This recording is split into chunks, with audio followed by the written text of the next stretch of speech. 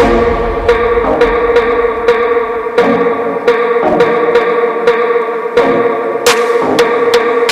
Friends, स्वागत है आपका हमारे चैनल लीगल टेक में। आज हम किसी आईपीओ के बारे में बात नहीं करेंगे, एक स्कैम के बारे में बात करेंगे।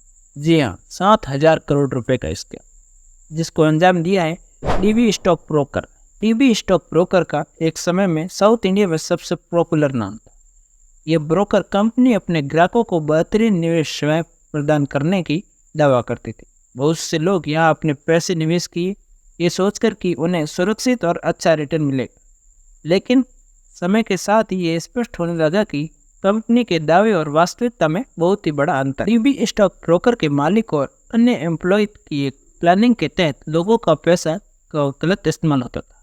वे इन्वेस्टर को भारी मुनाफे और गारंटेड रिटर्न का भी दावा करते थे, लेकिन असल में उनके पैसों को अन्य जगह इन्वेस्टमेंट की जाती थी। कई बार कंपनी अपने फर्जी दस्तावेज और जाली रिपोर्ट तैयार करके निवेशकों को धोखे में रखा था।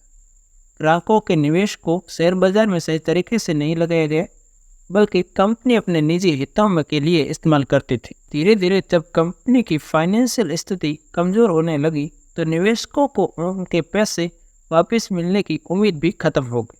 जिन लोगों ने अपने जीवन भर की बचत इस कंपनी में निवेश की थी, उन्हें भारी नुकसान का झेलना पड़ा। कई लोगों की आर्थिक स्थिति इतनी कमजोर हो गई कि वो सड़क पर आ गए। इसलिए आपको हम हमेशा कहते हैं, जो कहते हैं कि हम गारंटेड रिटर्न देंगे, वो एक फ्रॉड होता है। जब डीबी स्टॉक ब्रोकर की फ्रॉड की रिपोर्ट सेबी को भेजी गई तो सेबी ने इस मामले को गहनता से जांच की। कई वरिष्ठ अधिकारियों को गिरफ्तार किया गया और कंपनी के खिलाफ कानूनी कार्रवाई की गई। इस घोटाले से लोगों का विश्वास शेयर बाजार से कम होने लगा। इस तरह के जब स्कैम होते हैं तो लोग शेयर बाजार पर अपना विश्वास नहीं। जब इस तरह के स्कैम सामने आते हैं तो इनसे हमें भी कुछ सीखना चाहिए, जिसमें पहला है निवेश करते समय हमें सावधानी बरतनी चाहिए और कंपनी के पिछले रिकॉर्ड, उसके प्रतिष्ठा, वित्तीय स्थिरता की जांच करनी चाहिए। दूसरा, किसी भी ब्रोकर या निवेश कंपनी पर आंख मूंद कर भरोसा नहीं करना चाहिए। हमेशा निवेश से जुड़े दस्तावेज को ध्यान से पढ़ना और समझना जरूरी है। इस तरह के जब घोटाले होते हैं तो रेगुलेटर सेबी पर भी सवाल खड़े होते हैं।